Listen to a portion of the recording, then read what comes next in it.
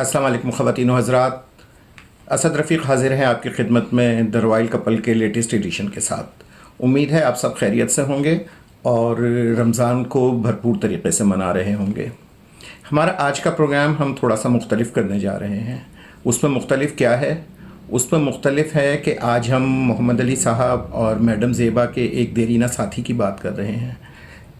उनके वो साथी जो किसी तारुफ़ के मोहताज नहीं, पाकिस्तान के बहुत बड़े सुपरस्टार लिविंग लेजेंड्स नदीम साहब। तुम्हें मुबारक नई कहानी, तुम्हें मुबारक नया फसाना, तुम्हें मुबारक नई कहानी, तुम्हें मुबारक नया फसाना। खुशी मिली है जो आज मुझको समझ सकेगा ना ये ज़माना, तुम्हें मुबारक नई कहानी। 60 की दिहाई को पाकिस्तानी फ़िल्म इंडस्ट्री में एक ख़ास अहमियत हासिल है, क्योंकि ये हमारे तमाम वो अदाकार जो बाद में सुपरस्टार कहलाए और पाकिस्तानी फ़िल्मी सनत का वो मीनार बने जिनकी रोशनी से आज तक फ़िल्म इंडस्ट्री रोशन है। ख्वाह वो नदीम साहब हों, मोहम्मद अली साहब हों, वहीद मुराद हों, ज़ेबा मैडम हों, रानी साहिबा हों या और बहुत सारे अदाकार, ये सब 60 की दिहाई में ही पाकिस्तान फ़िल्म इंडस्ट्री से मुंसलिक हुए और इन लोगों ने जो कारनामे अंजाम दिए वो मुझसे या आपसे बल्कि पूरी दुनिया से छुपे हुए नहीं हैं। और पाकिस्तानी फ़िल्मी सनत का सुनहरा दौर इन्हीं फ़नकारों का दौर है। इन सब में नदीम साहब को एक मुमताज़ हैसियत ये हासिल है कि माशाल्लाह वो इस उम्र तक सुपरस्टार के दर्जे पर फाइज हैं। आज के दौर में भी जब पाकिस्तान फ़िल्म इंडस्ट्री का जो आलम है वो आप सबके सामने है, अगर पाकिस्तान में कोई बड़ी फ़िल्म बनती है तो उसमें नदीम साहब का होना लाजमी है। अगर नदीम साहब नहीं तो वो फ़िल्म कतई तौर पर बड़ी फ़िल्म कहलाने के काबिल नहीं है।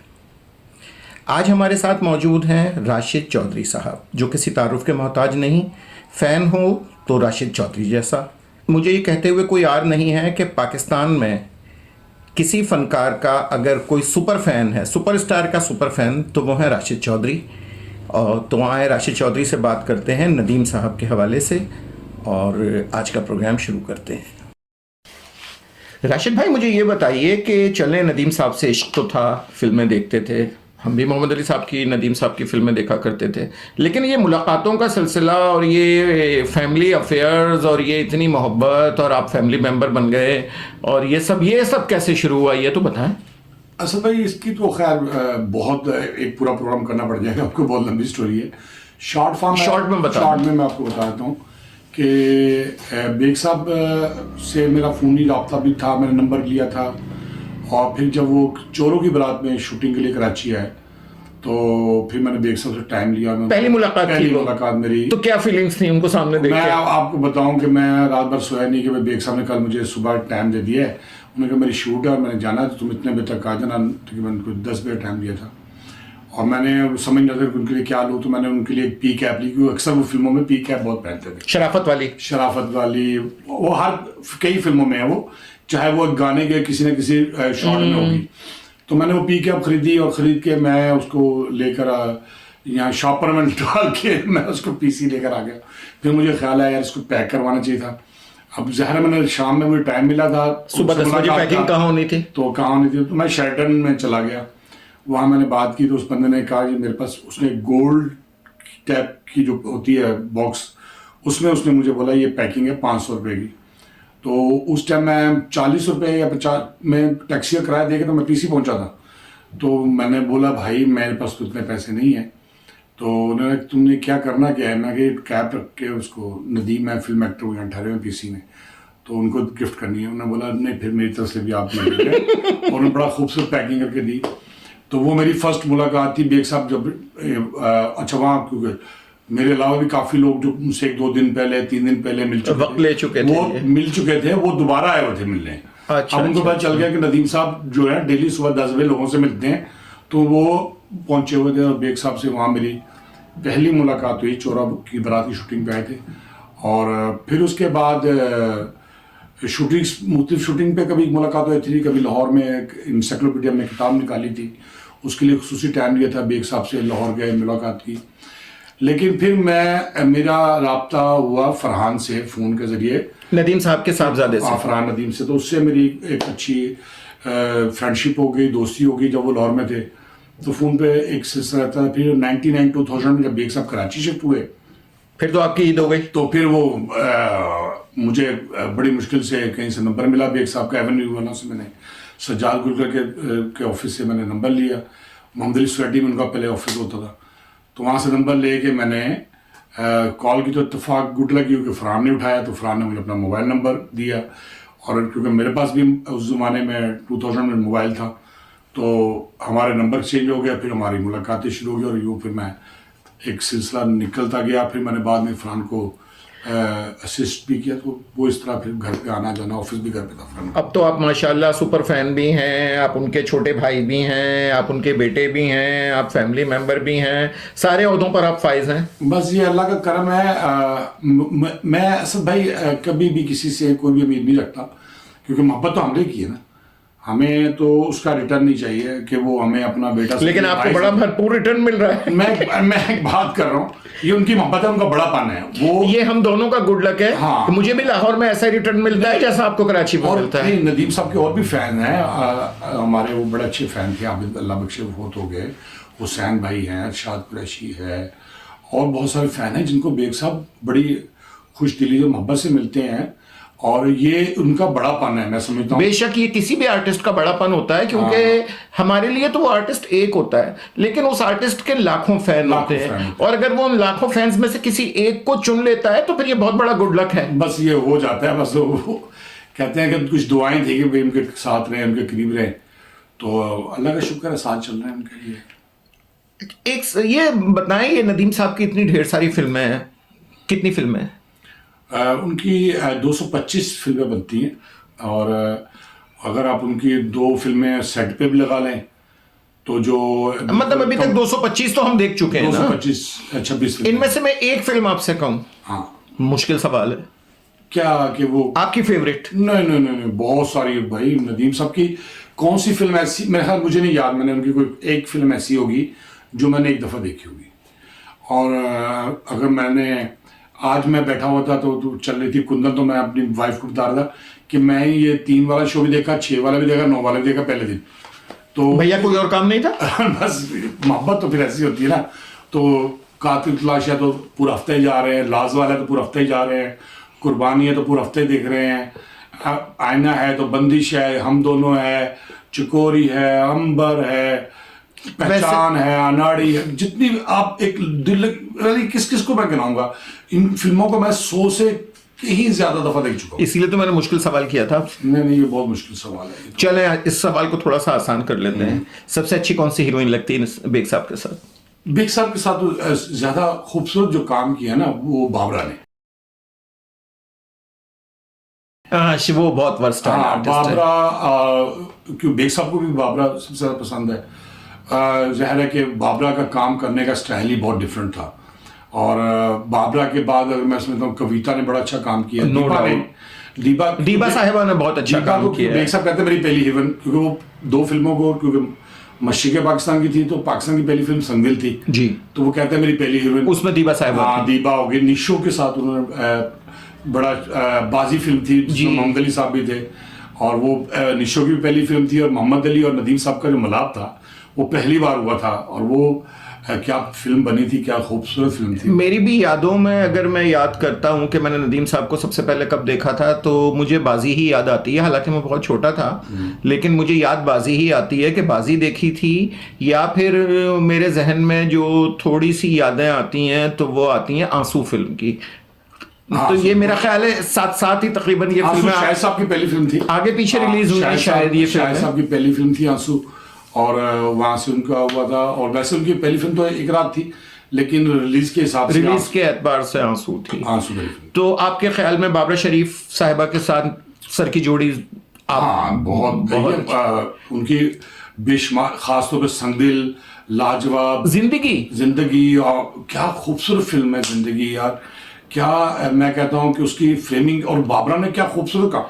बाबरा शरीफ की ये खूबी है कि वो, अगर आप बाबरा की, मैं आपकी बात काट रहा हूँ असल में, बाबरा की 3 फिल्में ऐसी हैं, एक मेहमान, और एक फिल्म उसकी सलाखें अली साहब के साथ। ओफ, कमाल पिक्चर है, मैं कहता हूँ।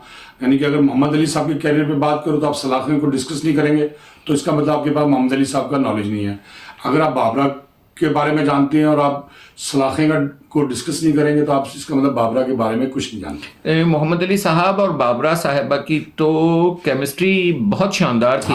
और एज ए हीरो हीरोइन नशेमन से लेकर और फिर बड़े भाई की हैसियत से फिल्में और बाप की हैसियत से, इवन नाना की हैसियत से तेरे बिना क्या जीना, उनकी एक केमिस्ट्री बहुत शानदार थी। और इसी तरह की केमिस्ट्री हमें नदीम साहब और बाबरा बेगम की भी नजर आती है। तो बाबरा बेगम जो है वो एक इतनी वर्सटाइल और इतनी अच्छी आर्टिस्ट हैं कि वो हर अदाकार के साथ अंगूठी में नगीने की तरह फिट हो जाया करती है। पहली फिल्में हैं भूल और वो इंतजार, उसमें वो तकरीबन इंतजार में तो बहन थी वो जी, और भूल में भाभी टाइप कैरेक्टर था जी, मुनव्वर ज़रीफ के साथ उनका पेयर था। और फिर उसके बाद उनका ऐसा पेयर बना। अच्छा, मुमताज का नाम भी मैं लेना चाहूंगा। मुमताज के साथ उनकी अंबर पिक्चर, इंतजार में क्या खूबसूरत, मैं समझता हूँ मुमताज के कैरियर की सबसे बड़ी फिल्म नदीम साहब के साथ है इंतजार। क्या खूबसूरत काम किया उन्होंने मुमताज ने, जबकि उसमें उनके साथ शबनम भी थी, बाबरा भी थी फिल्म में जी। लेकिन मुमताज ने वो, मैं कहते हैं ना कि वो कहते हैं खिड़की तोड़ दी सबकी, दरवाजे तोड़ दिए। इंतजार नो डाउट मुमताज की फिल्म, मुमताज मुकम्मल मुमताज की फिल्म है। ये मेरा ख्याल है बहुत कम फिल्में ऐसी होंगी जिसमें कोई ऐसा आर्टिस्ट जिसका नेगेटिव रोल और वो पॉजिटिव कैरेक्टर हैवी हो गया हो। बिल्कुल सही बात है। इंतजार में मुमताज बेगम ने बड़ा खूबसूरत काम किया और आजकल वो पाकिस्तान में भी आई हुई है जी। बड़ी खुश अखलाक, बड़ी अच्छी तबीयत की मुलाकात हुई 2 दफा। तो बड़े प्यार करने वाली, शफकत वाली खातून है माशाल्लाह, अल्लाह उनको सेहत और जिंदगी दे। आमीन जी। मैडम ज़ेबा के साथ जो फिल्में सर की हैं वो देखी। मैं ऐसा भाई आपको बताऊं, आपके लिए आपको खैर मुझसे ज़्यादा पता होता है, यानी कि जब मोहम्मद अली साहब की और ज़ेबा भाभी की शादी हो गई है, उसके बाद मुझे नहीं याद कि कोई फिल्म ऐसी होगी जिसमें वो किसी और हीरो के साथ नहीं किसी और ही हीरो, लेकिन वो अगर आई तो दामन चिंगारी में उनका पेयर बनाना। और उसमें मैं समझता हूँ, क्योंकि अक्सर घर में भी जिक्र होता है, बताते हैं आंटी भी कि क्योंकि अली साहब का एवेन्यू में जो कमरा था, पहले वो दर्पण के पास था, फिर मोहम्मद अली साहब के पास वो रूम आया जी। वो इंटर होते ही लेफ्ट हैंड पर पहला ऑफिस है। बाद में फिर जवेद शेख साहब के पास भी वो रूम रहा और फिर अब काफ़ी लोग चेंज हो गए। तो वो उस रूम में ही बेग साहब दोपहर का जब भी स्टूडियो होता था जी तो लंच वहीं हुआ करता था। ज़्यादा लंच जो ना वो घर से बन के आता था ज़ेबा भाभी के हाथों का।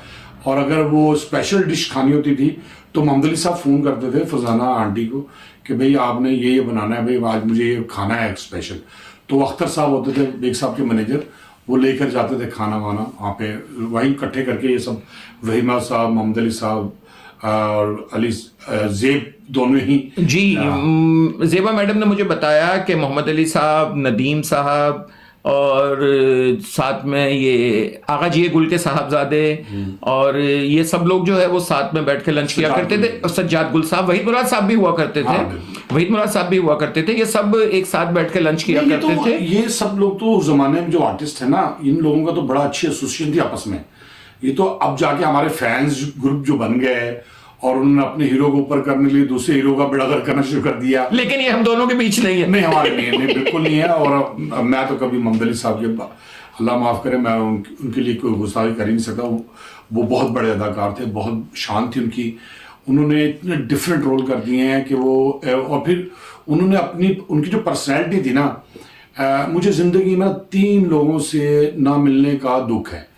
अच्छा, उसमें एक, क्योंकि हमारे होश संभालने से पहले कह लें मुनव्वर ज़रीफ साहब थे, वो फोत हो गए थे, तो उनका वो तो मैं नहीं कह सकता कि वो भी बहुत बड़े अदाकार थे। लेकिन मोहम्मद अली साहब और सुल्तान रही महरूम, इन 2 से मैं नहीं मिल सका, जबकि मैं वहाँ पे मौजूद था और उनसे मिल नहीं सका। महफिल थिएटर में एक ड्रामा था डबल सवारी जी। तो कवि साहब उसने हमें इनवाइट किया कि आज मोहम्मद अली साहब और ज़ेबा आ रही हैं भाभी, तो आप लोग भी आए। तो हम लोग वो ड्रामा देखने गए फैमिली के साथ।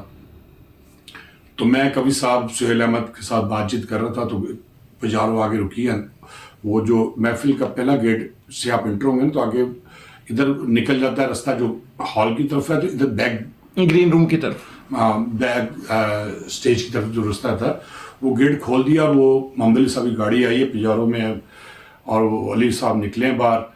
अब वो कवि साहब, सुहेल अहमद सब खड़े हो गए हैं, मैं भी साथ खड़ा हो गया हूँ।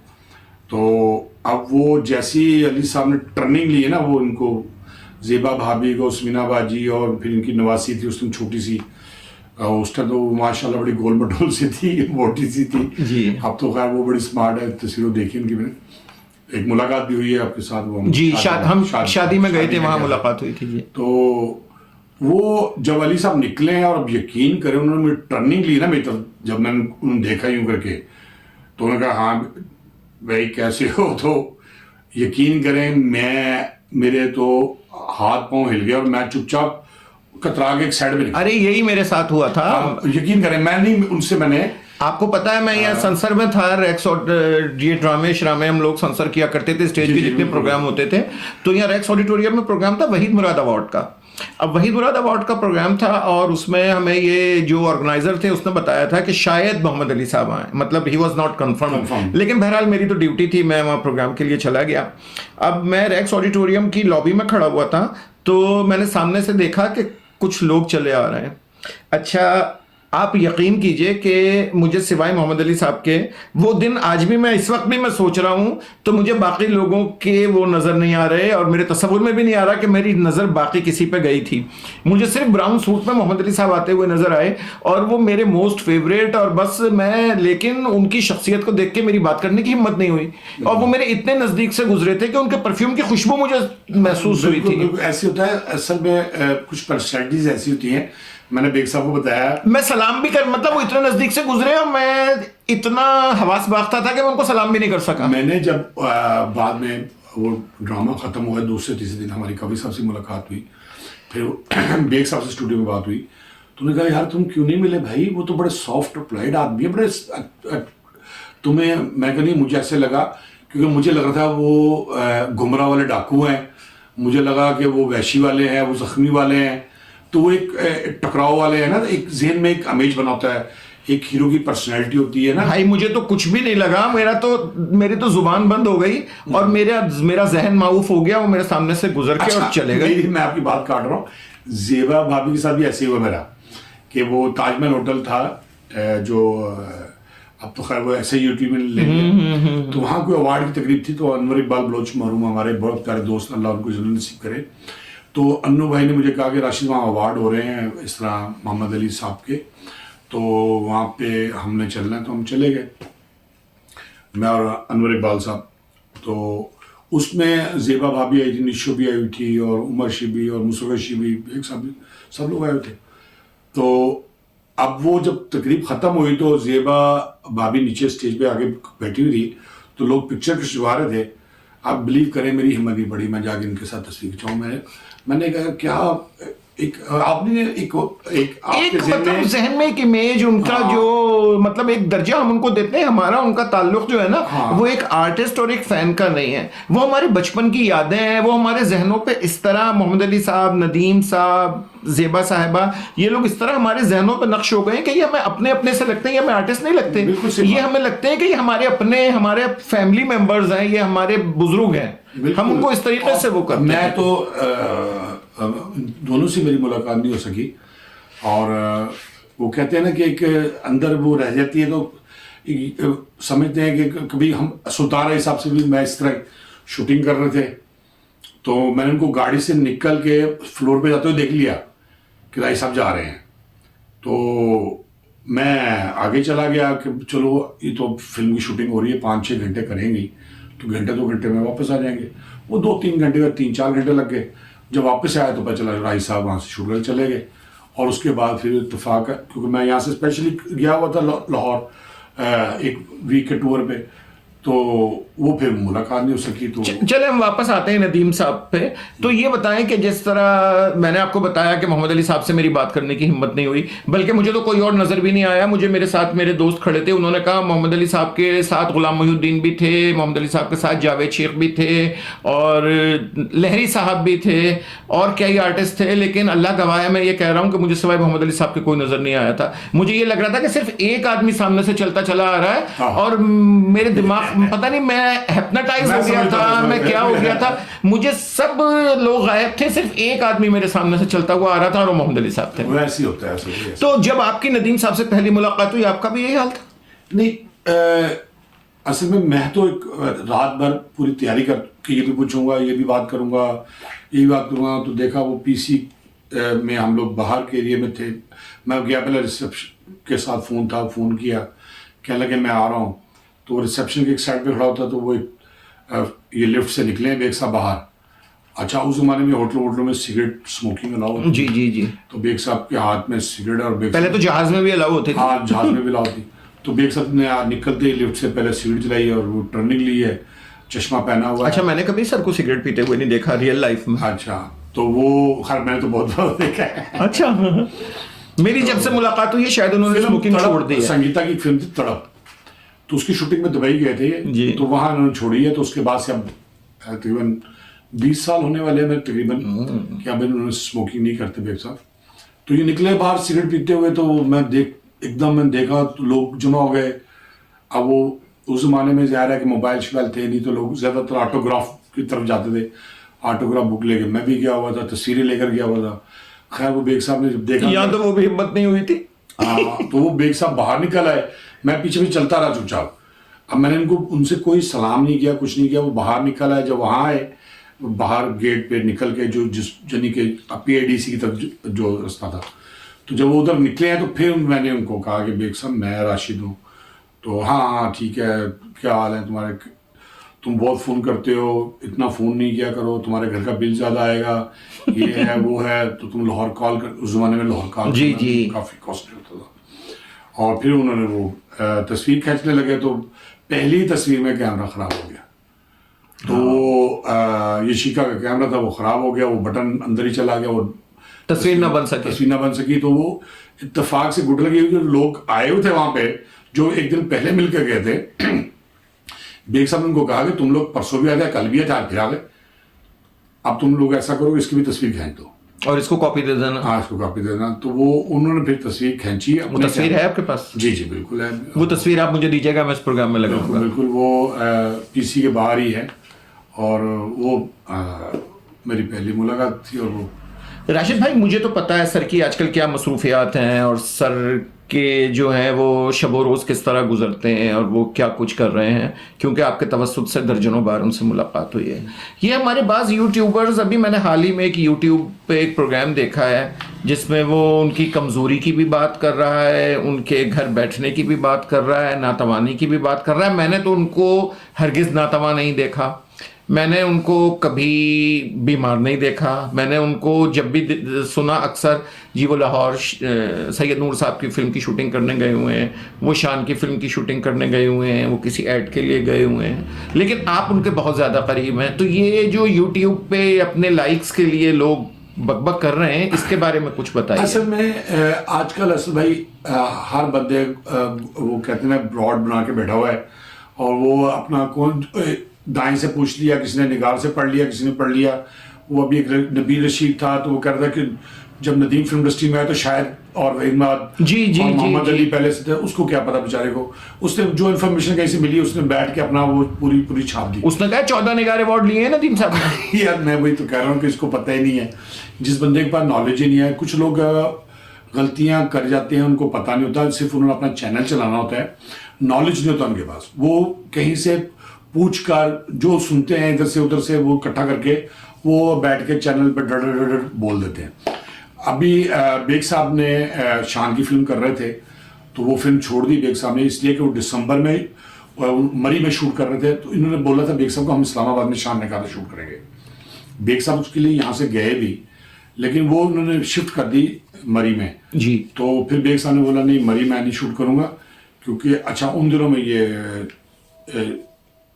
PTA वालों ने भी इस्लामाबाद में वो किया हुआ था जी, 26 नवंबर वाला जो हुआ था जी।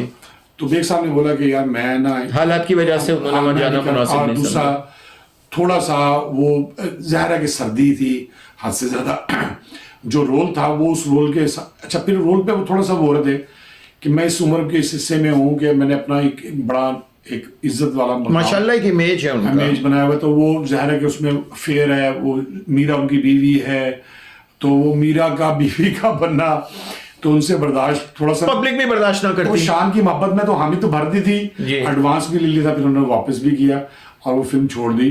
फिर शहजाद रफीक आए थे, मेरे घर पे मुलाकात हुई और आपने फेसबुक पे देखा होगा, जी। उन्होंने ये वेलकम टू पंजाब वेलकम के टू लिए, पंजाब। और बुशा अंसारी के हस्बैंड के लिए कि भाई आप हीरोइन के फादर का रोल है, तो बेग साहब ने रोल सुना, तो बेग साहब ने बोला यार आप सिंपल सा रोल है कि लड़की का बाप ये वो, तो बेग साहब ने उनको बोला अच्छा मैं बताऊंगा, तो मुझे बोल दिया कि उनको मना कर दें।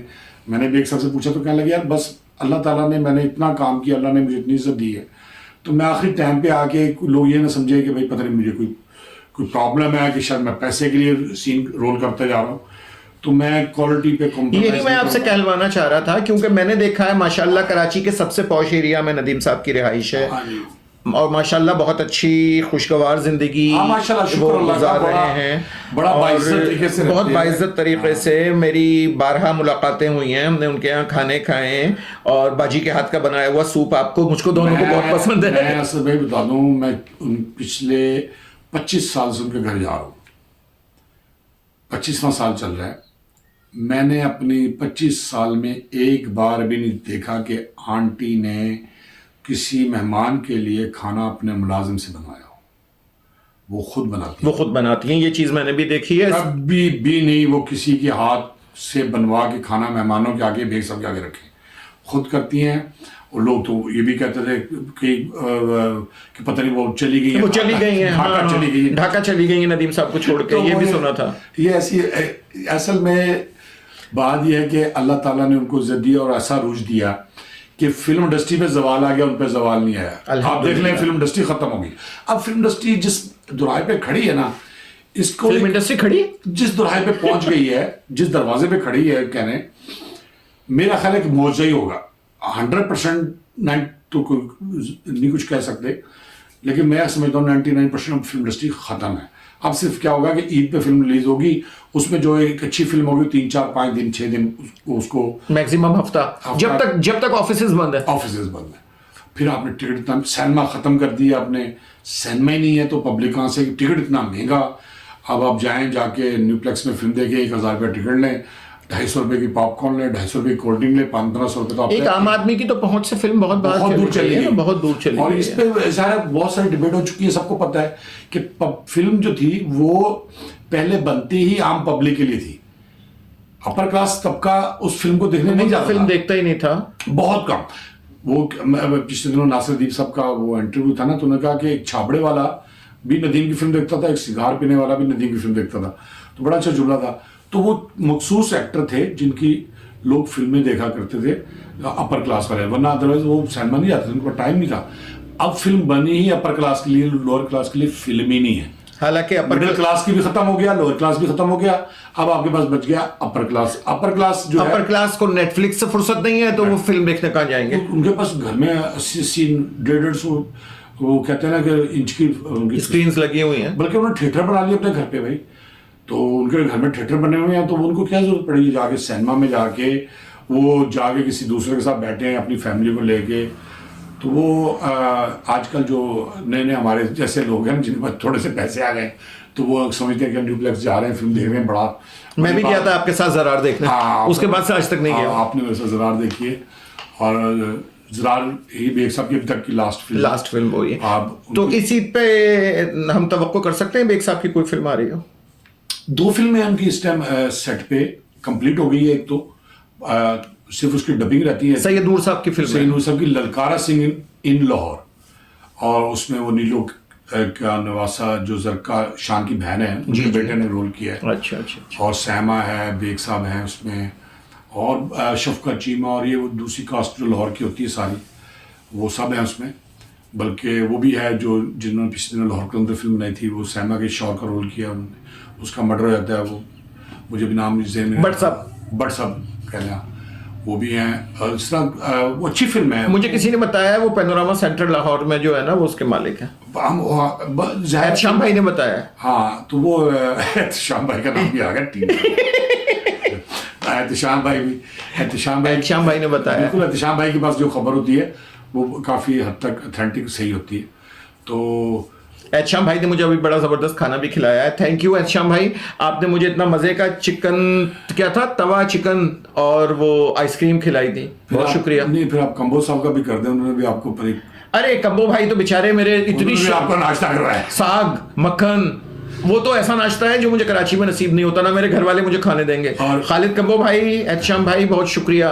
और सुबह सुबह पता है, सर्दी में, ठंड में, और अब के से तो इतनी सर्दी नहीं थी क्योंकि मैं फरवरी में गया था, लेकिन वो सरसों का साग और मक्खन और सलाद और पराठे और देसी घी के, क्या देसी नाश्ता लेके आए थे मेरे लिए। मैंने कहा कराची में मेरे घर वाले कभी नहीं खाने देंगे, यहाँ खा लूँ। नहीं, देसी नाश्ते का। हाँ, और लास्ट टाइम मैं गया था तो जनवरी थी, तो क्या आलीशान पाई लेके आए थे कंबो भाई, भाई वाह, मजा आ गया था। यही मुंह से पानी आ रहा है। अभी चलते हैं हम पाई खाने, तो यकीन करें अभी से मुंह से पानी आ रहा है। लाहौर चलते हैं छुट्टी लेके पाई खाने के लिए। खालिद भाई हमें भी खिलाएंगे पाई दोबारा।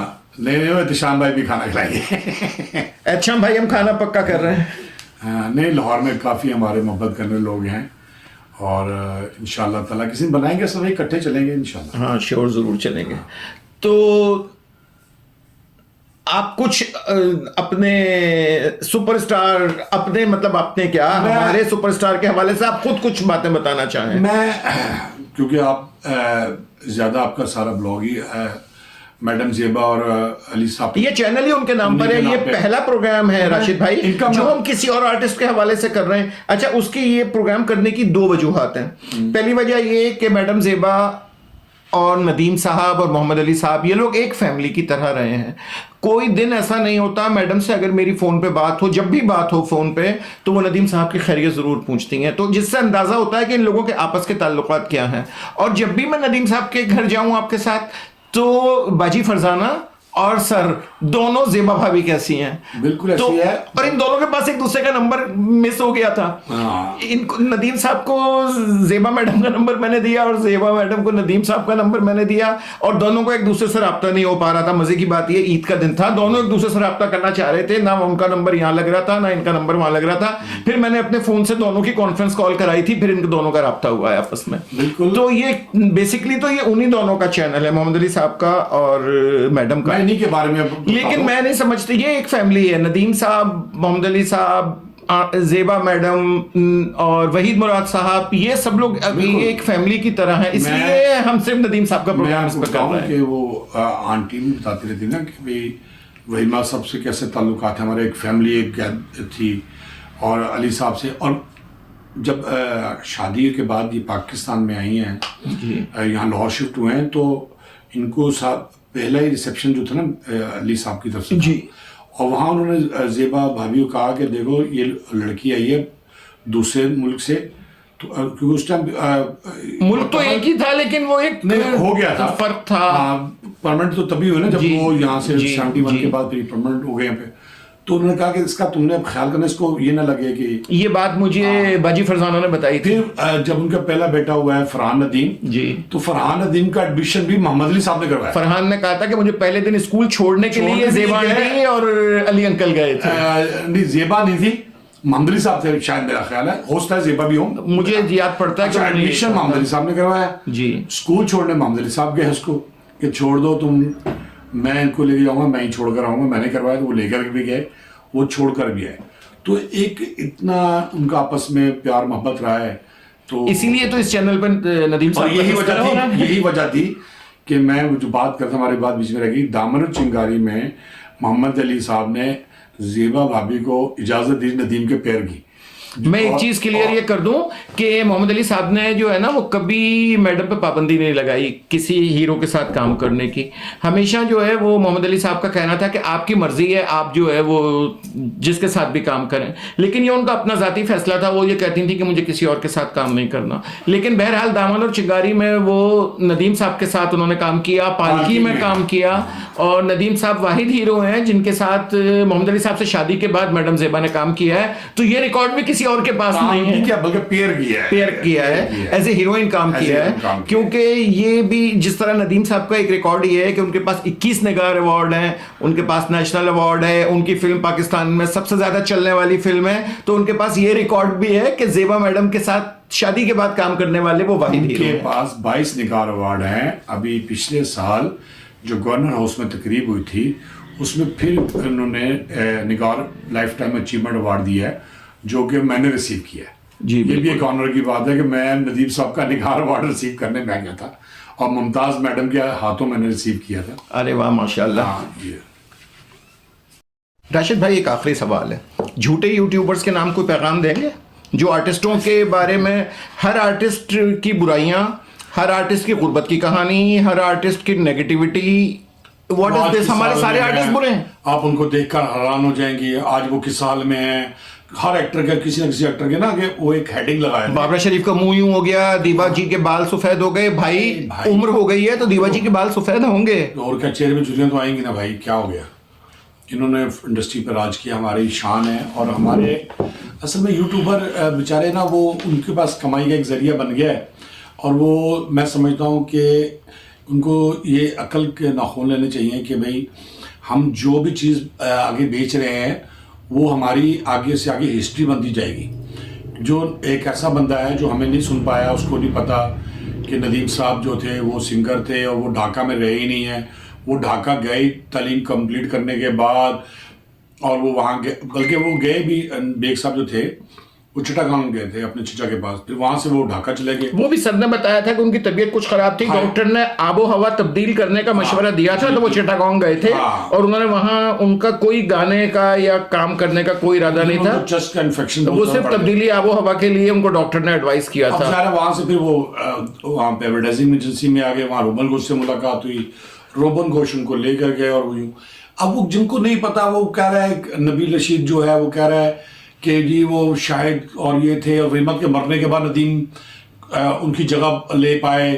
भाई वो वहीद मुराद साहब की जिंदगी में आईना सुपर क्राउन जुबली मना चुकी थी। अरे भाई अनाड़ी, पहचान, नादान, तलाश, लाजवाब, कुर्बानी, अपना हम दोनों, आईना, ये सब वहीद मुराद साहब की जिंदगी की फिल्म है। ये सब उनकी जिंदगी में फिल्म है। बल्कि दोनों ने आहट में, मेरा ख्याल है वहीद मुराद साहब की आखिरी दौर की फिल्म है आहट, जिसमें दोनों ने एक साथ काम किया। और वैसे तो इन्हीं कि आप यूं भी कहते हैं आखिरी फिल्म हीरो में भी नदीम साहब का गाना है, लेकिन वो डेथ के बाद पिक्चराइज हुआ था क्योंकि वो गाना एक्चुअल था वहीमत पे, तो लेकिन वो उनकी डेथ के बाद फिर वो गाना बेग साहब ने पिक्चराइज करवाया। तो अच्छा, उनके ना हमारा, मैं ये कहता हूँ नदीम का मुकाबला वहीमत से, ना मोहम्मद अली से, ना जवेद शेख से, ना गुलाम अली से, ना दर्पण से, ना संतोष से, ना हबीब से, ना जाज, किसी से भी नहीं है। वो अपनी एक पहचान है हमारी फिल्म इंडस्ट्री की और वो सब ने अपने अपने हिस्से का काम किया और अल्लाह ने उनको इज्जत भी दी और उन्होंने फिल्म इंडस्ट्री के लिए काम, फिल्म इंडस्ट्री ने उनको भी दी इज्जत और उन्होंने फिल्म इंडस्ट्री के लिए काम किया। सब नहीं, हबीब भी हो, कोई हो, लेकिन हम जो फैंस हैं ना, उन्होंने समझा कि शायद हम एक दूसरे के खिलाफ ब्लॉग्स बना के और इस तरह की वीडियोस बना के हम इसको ऊपर ले जाएंगे तो वो अब कोई फ़ायदा नहीं। अब तो फिल्म इंडस्ट्री रही थी, अब तो चिड़िया चुके, खेत ही ख़त्म हो गया, तो अब तो चिड़िया ने भी क्या खेत चुगना था, अब तो खेत जब कुछ बचा ही नहीं है तो चिड़िया भी क्या चुगेगी। तो अब वो बेचारे जो लगे हुए हैं अपनी रोजी रोटी में, अब तो नहीं, बात यह है कि अगर आप इंफॉर्मेशन तो लोगों के साथ वो शेयर करें जो करेक्ट हो। बिल्कुल, आप कम से कम हिस्ट्री को गलत ना करेंगे। हम लोग जो प्रोग्राम्स कर रहे हैं, मैं मैडम के साथ प्रोग्राम करता हूं, तो हम पाकिस्तान फिल्म इंडस्ट्री की तारीख नई जनरेशन के लिए महफूज कर रहे हैं। वो जी उसने उसको थप्पड़ मार दिया, उस एक्टर ने उसको गाली दे दी, ये एक हेडलाइन बना के वो अपना फौरन 15 मिनट का 10 मिनट का वीडियो बना लेते हैं। वो कई लाहौर से भी एक दो ब्लॉगर्स हैं ऐसे, वो उनकी अजीब सी होती स्टोरी, उन बस क्या गए, मैं इनको ये कहेंगे भाई अल्लाह का वास्ता है बस कर दियो, आप सच पे चलें। अगर नहीं पता तो किसी ऐसे बंदे से पूछ लें जो मोहम्मद अली का रियल फ़ैन है, जो नदीम का रियल फ़ैन है, जो वहीमत का रियल फ़ैन है, उससे पूछें। जो गुलाम अली का रियल फ़ैन है, जवेद शेख का रियल फ़ैन है, आप उससे पूछ लें भाई।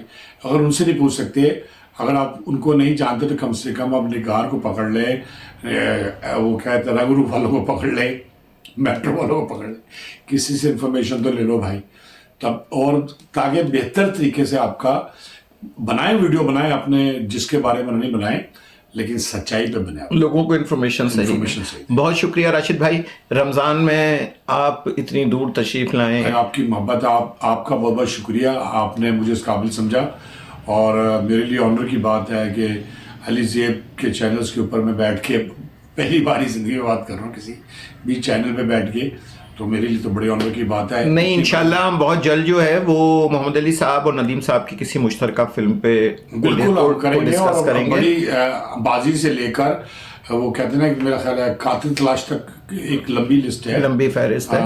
और मैं तो रात को मैं अभी हम जब आया थे तो डिस्कस भी कर रहे थे कि समाज के अंदर मैंने देखी वो क्या, मैंने भी वो क्लिप कल देखा मैं है। कहता हूँ क्या बात है, क्या परफॉर्मेंस थी दोनों की। और फिर जब वो पूरी फिल्म, जबकि वो बेस उठा के नदीम चले बेग साहब लेके जा रहे हैं, लेकिन जब वो मोहम्मद अली साहब की जब निशो के साथ शादी के बाद वो फिल्म उन्होंने संभाली जिस तरह, कमाल है वो पिक्चर। इसलिए अपनी आज भी उसके गाने लोग जो है ना वो बेहतरीन फिल्म है। क्या बात है। चलें, बहुत शुक्रिया।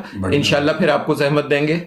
खुश रहें और खुश रखें सबको भाई, सच के साथ जियो और सबको खुश रखना बहुत मुश्किल काम है। अल्लाह वाले। अल्लाह हाफिज। अल्लाह हाफिज।